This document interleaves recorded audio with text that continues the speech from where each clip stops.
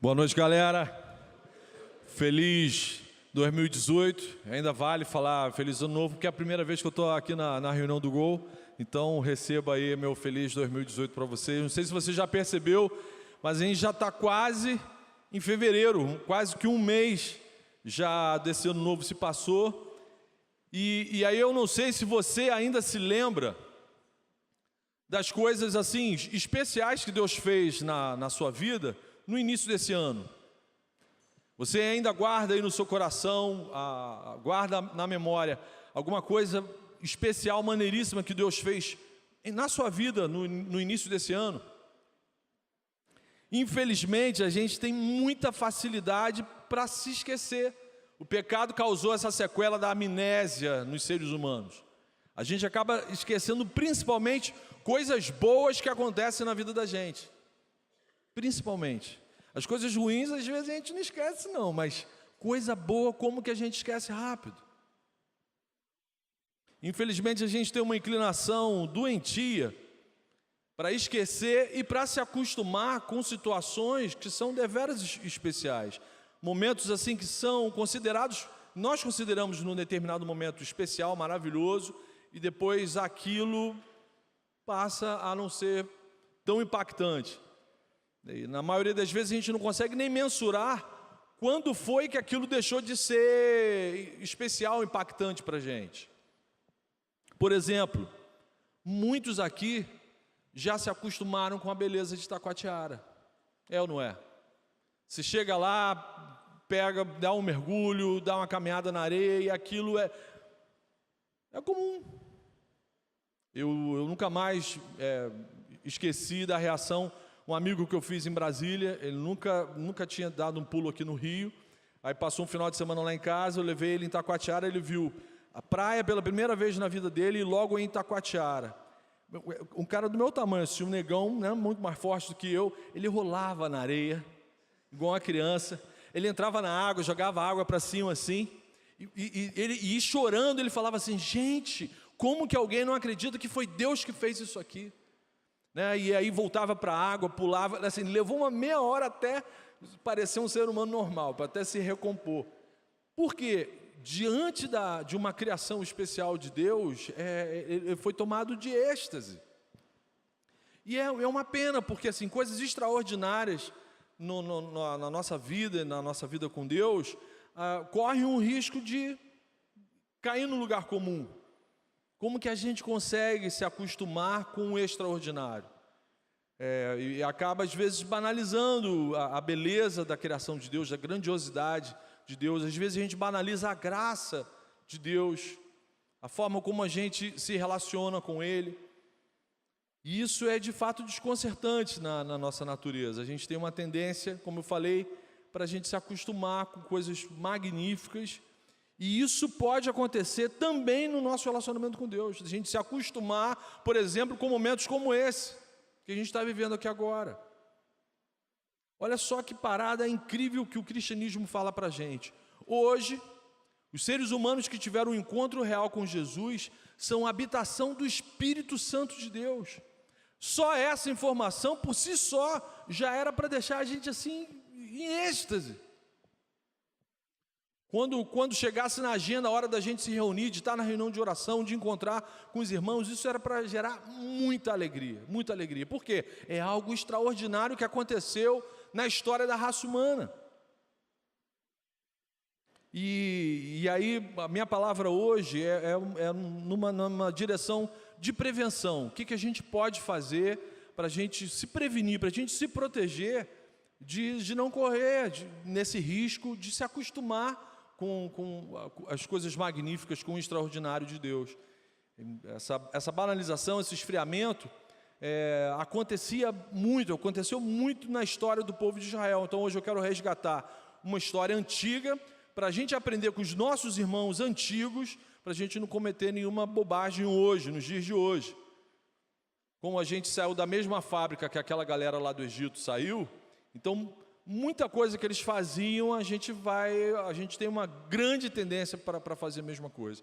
Na verdade, a história do povo do Antigo Testamento é a minha história, é a sua história. Se você lê o Antigo Testamento com o óculos correto, você vai entender e vai ver muitas vezes ali a sua vida se passando ali no Antigo Testamento. Por isso meu desejo é compartilhar uma passagem que está lá em Miqueias. Muito obrigado, Miqueias, por ter escrito essa passagem. Não resisti, Miqueias. Vou lembrar de você o tempo todo aqui na pregação. Miqueias, capítulo 6, você pode ligar a sua Bíblia. Não sei se a luz aí atrás é o suficiente para você ler. Pede para os amarelinhos aí arrumar uma lupa, uma lente de aumento, uma lanterna. Essa coisa ecológica agora de economizar energia está terrível. Tudo no escuro aí atrás, ó. Traz uma Bíblia em braille. Miqueias, capítulo 6. Como que a gente pode se prevenir contra o pecado do esfriamento na fé? Da banalização do nosso relacionamento gracioso com Jesus. Uma passagem que traz a gente essa reflexão. Miqueias 6, se você está aí com a Bíblia e puder também dar uma carona para a pessoa que está perto de você, dá uma olhadinha aí. Se não conhecer a pessoa, pergunta o nome. E antes da gente ler o texto sagrado, quero orar com vocês. Feche seus olhos. Você que nos acompanha pela internet, você está assistindo a reunião do Gol, da galera aqui da Oceânica, Niterói, Rio de Janeiro, Brasil, Via Láctea. Valeu? Feche seus olhos, vamos orar. Senhor, que alegria, Senhor, a gente poder estar aqui em comunhão uns com os outros, com o Senhor, na Tua presença, tendo acesso à Tua palavra. Pai, muito obrigado. Ajuda-nos a aprendermos com os nossos irmãos que ontem erraram, caíram, tropeçaram. Ajuda a gente a ler esse texto, fala com a gente, de tal modo, Senhor, que a gente saia daqui com uma convicção de não querer incorrer nesses perigos, Pai. Por favor, ajuda a gente a caminhar de uma forma saudável, de nos relacionarmos com o Senhor de uma forma saudável, uns com os outros também, tudo para a glória do Teu nome. É o que nós pedimos, em nome de Jesus. Amém. Então, Miqueias, não o nosso Miqueias aqui, não, o outro Miqueias lá da Antiga Aliança, ele viveu na época de Isaías, era contemporâneo do profeta Isaías, do profeta Amós, do profeta Oséias. Então, ao mesmo tempo que Isaías escrevia uma profecia, Miqueias também estava atuando, servindo o Senhor. Durante 50 anos da sua vida, Miqueias serviu ao Senhor, profetizou entre os anos de 750 a 680 a.C., ou seja, há muito tempo. E aí, nesse momento do texto que a gente vai ler, o profeta aponta, ele traz à luz, ele evidencia para o povo de Israel a situação de como eles estavam adoecidos no seu relacionamento com Deus. Eles eram o povo do Senhor, eram o povo de Israel, então eles mantinham um relacionamento com Deus, mas nesse momento aqui desse texto que a gente vai ler, era um relacionamento meramente religioso. Eles iam, cumpriam o ritual, cumpriam o que tinham que fazer e iam embora para sua casa. Nessa época o povo estava vivendo meramente de fachada, era uma relação nominal. Você sabe o que é ser um crente nominal? É um negócio que não existe, mas as pessoas chamam. Crente nominal é aquela pessoa que se diz crente, mas ele vive como se Deus não existisse, ele vive como se ele não fosse crente. Aí os amigos, os colegas que têm misericórdia dele falam, ele é um crente nominal. Ele só diz que é, mas nunca foi. Então, esse momento aqui, essa galera estava vivendo uma relação com Deus meramente nominal, meramente religiosa. Eles entregavam o dízimo, eles entregavam as ofertas, eles faziam os sacrifícios, eles prestavam culto ao Senhor, mas na prática diária o coração deles estava completamente distante do Senhor. Miqueias, inclusive, aponta falando assim, cara, vocês estão com inveja da vida das pessoas que não têm nenhum relacionamento com Deus. Vocês olham o povo lá que não tem relacionamento com Deus e sentem inveja. Está muito ruim, está muito ruim. Eles haviam esquecido completamente de honrarem a Deus com a gratidão. Eles se colocavam diante do Senhor, mas não expressavam gratidão, eles não expressavam agradecimento. Eles não lembravam dos feitos do Senhor, eles não se tocavam do que aquilo representava na existência deles, ter aquele relacionamento com um Deus vivo. Na verdade, eles até se sentiam cansados daquela situação, daquela relação. Eles estavam assim, isso aqui tá chato. E aí Miqueias vai apontar, vai evidenciar isso tudo. Deus usa o profeta como um promotor. Deus cria um julgamento, e essa semana foi a semana do julgamento, hein? Essa galera aí, vocês aí de direito, que delícia. Essa semana foi a semana do julgamento, e Deus usa um julgamento para ilustrar, para falar com o povo sobre o que estava pegando no relacionamento entre eles e o povo. Deus usa o Miqueias como um promotor para expor a peça inicial de acusação. Então é isso que eu quero ler com vocês. A primeira fala nesse tribunal, nesse julgamento, é de Deus. Está lá em Miqueias, capítulo 6, a partir do versículo 1. Deus fala ao seu povo, através do seu servo Miqueias: ouçam o que diz o Senhor. E aí ele faz uma convocação: fique de pé, abra processo perante os montes, que as colinas ouçam o que você tem a dizer. Ouçam, ó montes, a acusação do Senhor. Escutem alicerces eternos da terra, pois o Senhor tem uma acusação contra o seu povo. Ele está entrando em juízo contra Israel. Meu irmão, se eu ouço o profeta de Deus falando uma parada dessa para mim, na hora eu arrumar uma palestra na Etiópia. Na hora eu arrumar uma palestra na Etiópia. Ninguém entendeu a piada, né? Tristeza. Palestra na Etiópia. Beleza. Depois vocês vão assistir, ler jornal, aí vocês vão entender. Mas se eu ouço uma parada dessa vindo da parte do Senhor, vocês estão desinformados, hein? Gente, isso me ia causar um terror tremendo. Pois o Senhor tem uma acusação contra o seu povo. Ele está entrando em juízo contra Israel. Isso aqui é de causar terror, do tipo o que aconteceu com Belsazar, filho de Nabucodonosor. Ele pegou umas peças sagradas da Arca da Aliança, estava num salão de festa, geral, absoluto, 0800 para geral, todo mundo enchendo, tornando, Belsazar doidão com as taças lá do Senhor Sagrado, e aí de repente, no meio da festa, todo mundo vê, não era raio laser, não era nada não, aparece uma mão gigante numa das paredes, começa a escrever, Mene, Mene, Tekel, Parsim. Meu irmão, o cara não entendeu nada, mas ele sabia que tinha dado ruim,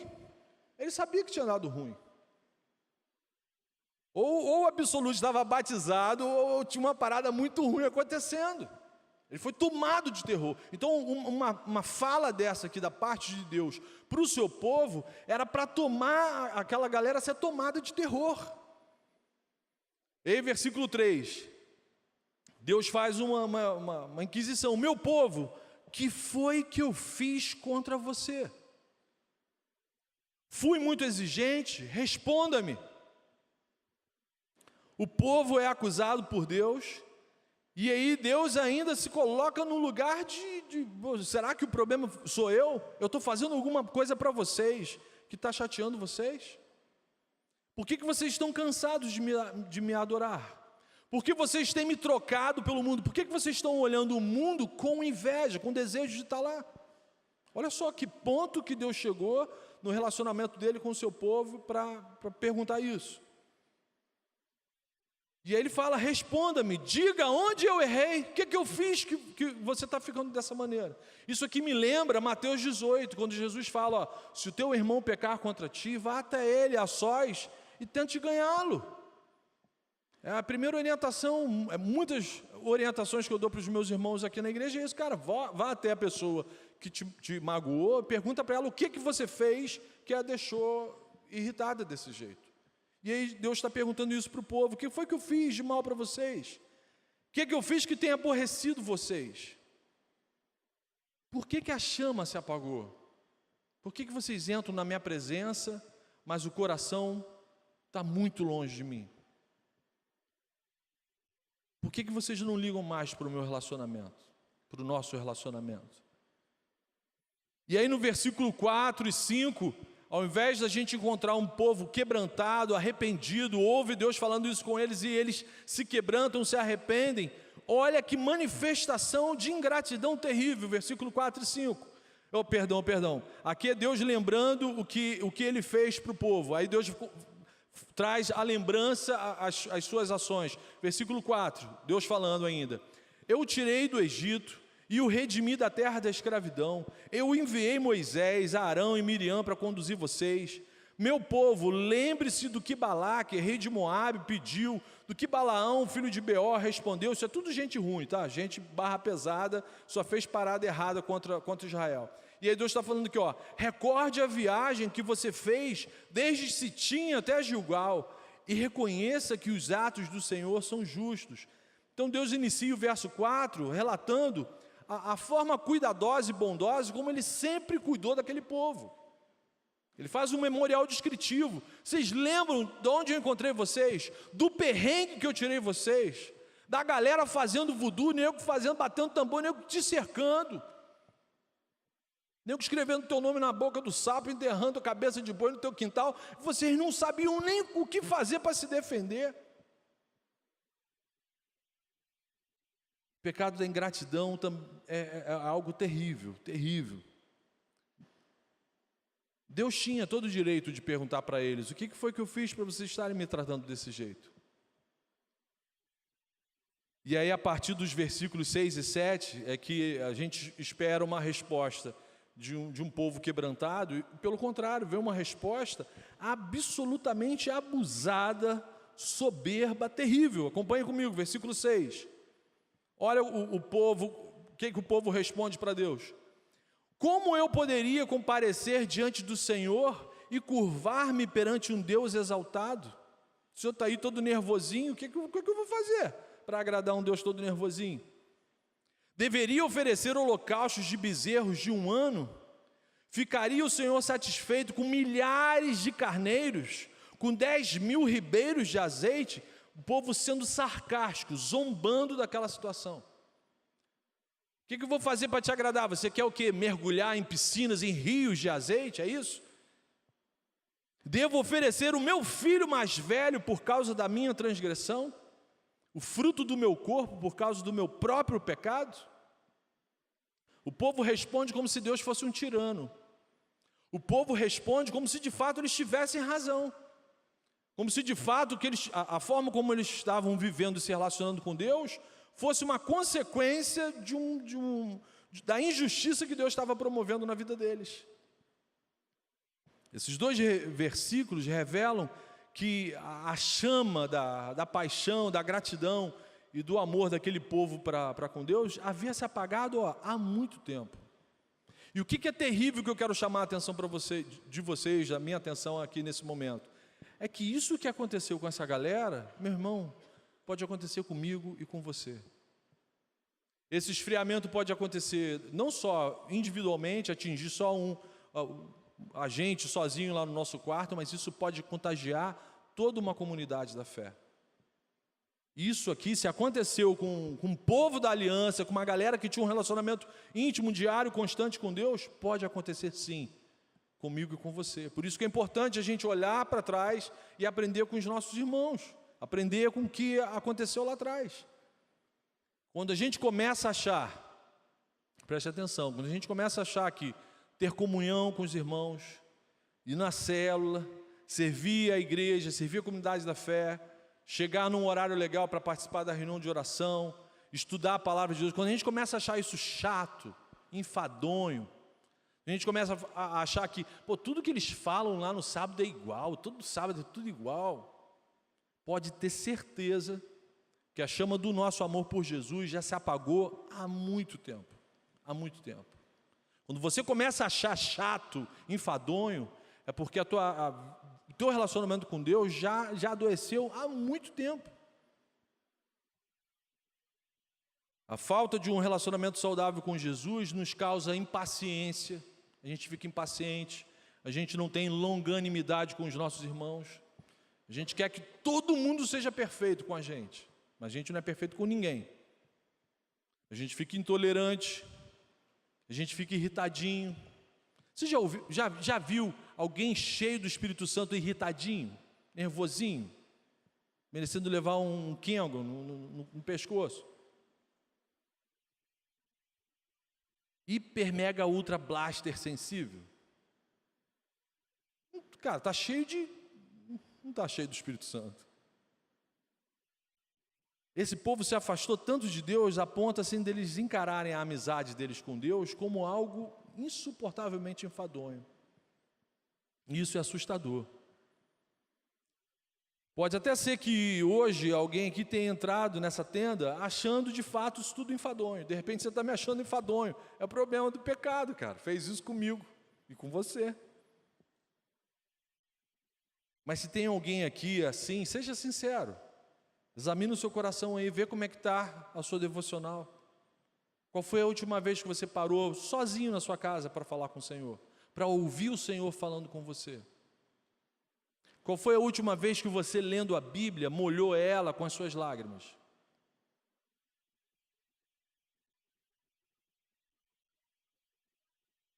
Será que você, em algum momento, não se pegou invejando os seus amigos não crentes? Achando que a vida deles é muito melhor que a sua?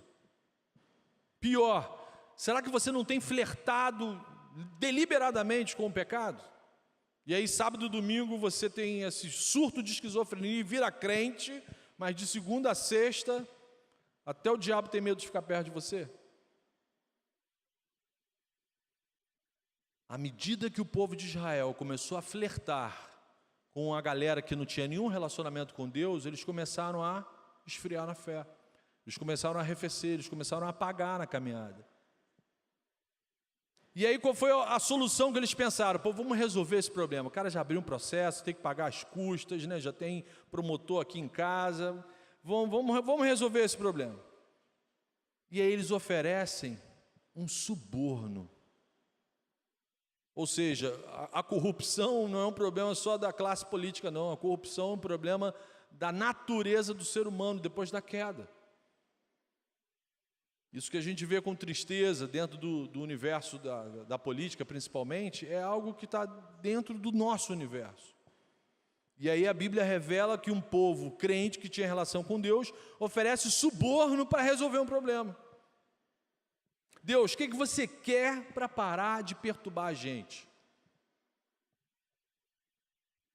Você quer que eu sacrifique mais animais? É isso que você quer? Você quer que eu compre uma porção de azeite extra virgem, esses assim caros, assim, para te lambuzar de azeite?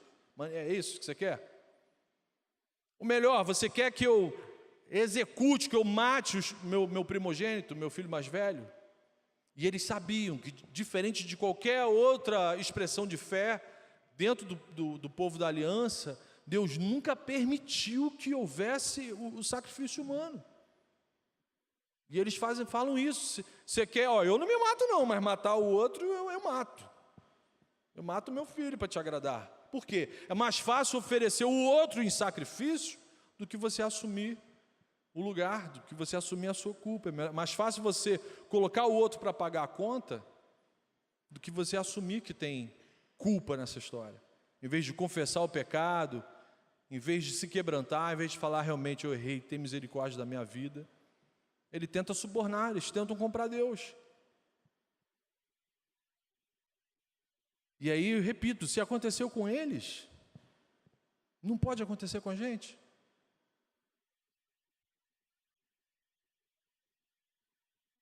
Às vezes a gente não assume e com facilidade a gente esquece da graça e às vezes a gente se acha bom demais já no relacionamento com Deus. Eu já vou na reunião do sábado, já vou na reunião do meio da semana, eu não vou mais no domingo não. Eu já entrei na escala do ministério e tal, não vou entrar nessa escala não. O pessoal fica chamando para ir lá orar cedo, não vou não.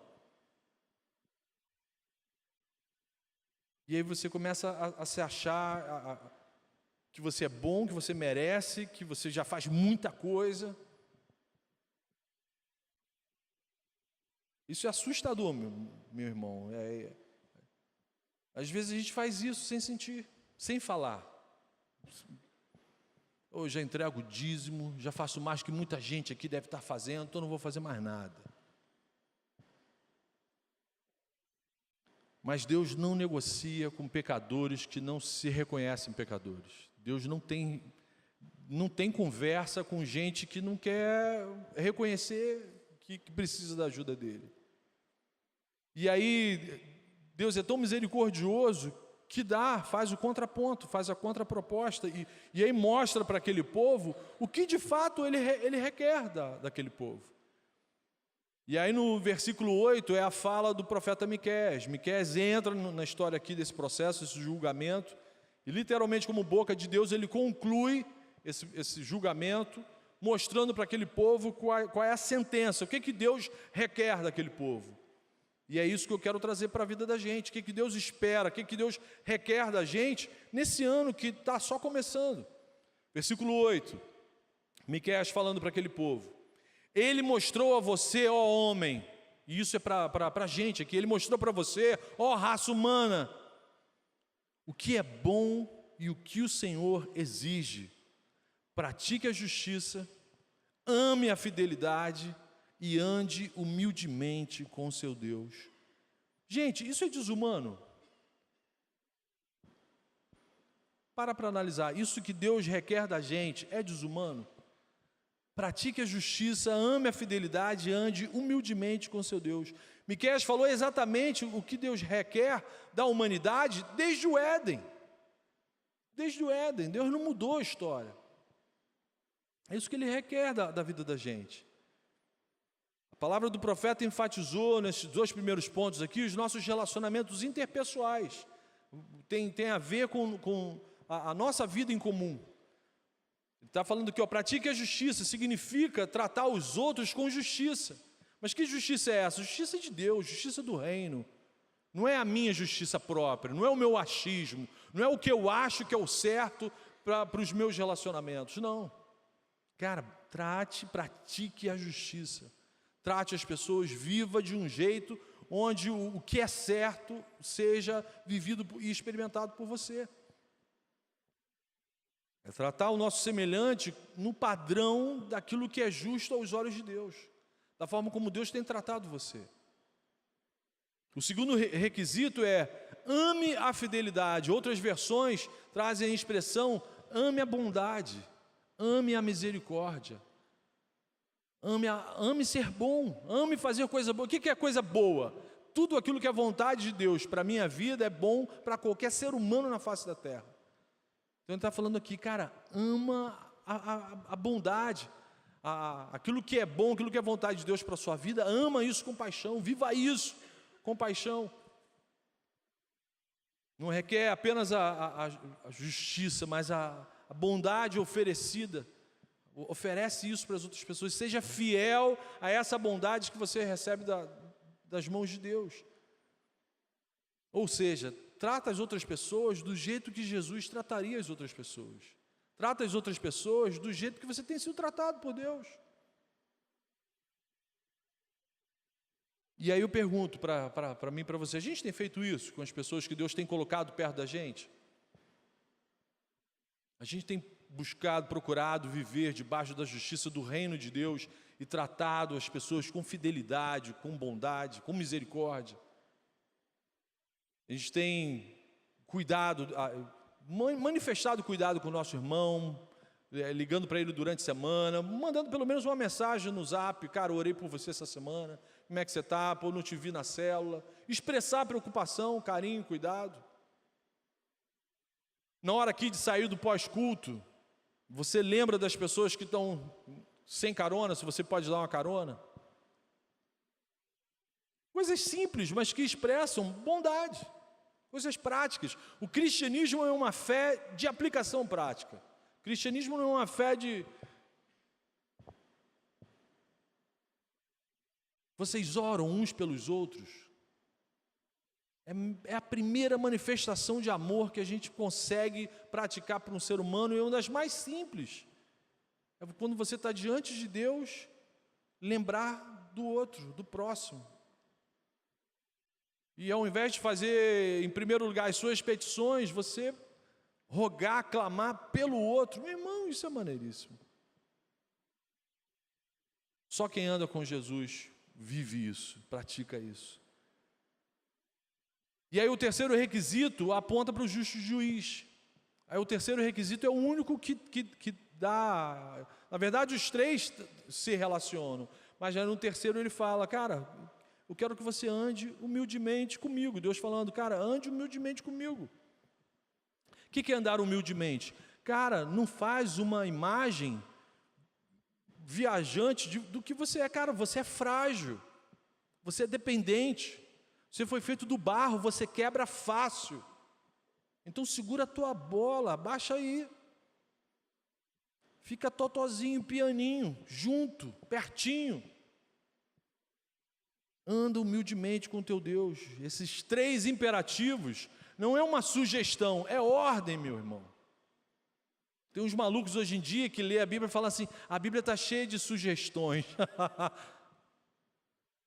Compra outra droga porque essa já venceu. Não tem sugestão, tem imperativo. Meus irmãos, de quem Miqueias estava falando quando ele expõe isso para aquele povo lá na Antiga Aliança? 750 anos antes de Cristo. Miqueias estava falando de Cristo. Nosso exemplo de humildade, Jesus Cristo, se esvaziou de tudo. Quem de fato andou humildemente com o seu Deus? Jesus Cristo. Quem buscou a justiça e viveu a justiça do reino todos os dias da sua vida? Jesus Cristo. Quem amou a bondade, a fidelidade? Jesus Cristo. E aí, se Jesus, o plenamente humano, viveu isso de verdade na prática, isso significa que eu e você podemos viver também dessa maneira, amém? Você crê nisso? Cara, isso é alucinante. Não é uma viagem religiosa, isso aqui não é uma utopia, não é o profeta não entrou, cheirou incenso, ficou doidão e escreveu isso, não. Plenamente homem, plenamente Deus, viveu isso de verdade, na prática, nos dias em que andou com a gente aqui na face da terra. Jesus atendeu a esses requisitos. O que isso mostra para a gente na prática? Que a minha atitude, que o meu modo de viver, tem que ser igual ao de Cristo. E se Cristo viveu da forma como viveu, Ele deixou esse exemplo prático para a gente, para mim e para você. E aí, meu irmão, pela graça, quando Jesus ressuscita ao terceiro dia e fala que eu vou mandar o meu ajudador, o auxiliador, aquele que vai advogar para vocês, o Espírito Santo. Quando Ele manda o Espírito Santo sobre a nossa vida, a gente tem todo o poder para viver dessa maneira, aleluia. A gente tem plenas condições de viver isso aqui na nossa prática diária. E sem espasmos, sabe como é que é aquela bipolaridade cristã? Uma hora eu estou espiritualzão, outra hora eu estou carnalzão, uma hora não, voo de cruzeiro, sempre numa constante. Você não pode se conformar de viver cheio de altos e baixos. Porque se é o Espírito Santo que nos ajuda, meu irmão, não é o Marcão. Marcão é um bipolar, mas o Espírito Santo não. O exemplo, o poder, a autoridade, Jesus falou, tudo me foi dado e eu estou comissionando vocês a viverem dessa maneira. É o Espírito Santo que capacita a gente a viver esse relacionamento com Deus de uma forma que alegra, que honra o coração de Deus. E que deixa as pessoas perto da gente apaixonadas por Jesus. A gente crê nisso? Amém? Pô, cara, glória a Deus. Vamos viver isso de verdade, vamos ver isso. A gente tem mais 11 meses para viver isso de verdade. Feche seus olhos, vamos orar. Senhor, que palavra alucinante, Senhor, em todos os sentidos, nos causa terror, constatar que a gente tem a possibilidade real de se esquecer do Senhor, de tratar o Senhor de uma forma absurdamente pecaminosa, Senhor. Livra-nos de incorrermos nesse pecado, Pai, por favor. Se tem alguém aqui frio na fé, que arrefeceu na caminhada, que está passando exatamente por isso que o povo de Israel passou aqui no que Miqueias contou para a gente, Pai, tem misericórdia, Senhor. Que Teu Espírito Santo quebrante, renove, encha essas pessoas com a alegria, Senhor, da salvação, com a Tua presença. E ajuda a gente, Senhor, a colocar em prática isso que o Senhor falou com a gente. Por favor, ajuda a gente a praticar a injustiça, Senhor. A Tua palavra diz que se a gente confessar o nosso pecado diariamente, o Senhor é capaz de nos salvar de toda injustiça, Senhor. Então, purifica-nos, Senhor, salva-nos das nossas injustiças e ajuda a gente a viver praticando a justiça do Teu reino, Pai. Por favor, ajuda a gente a amar um ao outro com fidelidade, com bondade, com misericórdia, Senhor. Ajuda a gente, Senhor, a andar humildemente com o Senhor, não tendo uma visão arrogante e soberba da nossa própria vida, Senhor, mas assumindo, reconhecendo a nossa fragilidade, a nossa dependência um do outro e, acima de tudo, a nossa dependência do Senhor. Encha-nos com Teu Espírito, Senhor. Faça com que sejamos um povo como aquele meu amigo de Brasília, Senhor, que ao contemplar a Tua criação, ao contemplar os Teus feitos, ao lembrar do que o Senhor continua fazendo na vida da gente, que a gente chore de alegria, que a gente pule, Senhor, que a gente fique como criança, Senhor, encantado com o Senhor. Pai, faz assim, é para a honra e glória do Teu nome, não é? A gente não está interessado nas bênçãos, Senhor, não é isso, Senhor. A gente está interessado num relacionamento saudável com o Senhor. E essa é a nossa oração, esse é o meu pedido, é isso que eu peço pela vida dos meus irmãos, para a minha vida, e eu faço essa oração no nome do Teu Filho Jesus. Amém.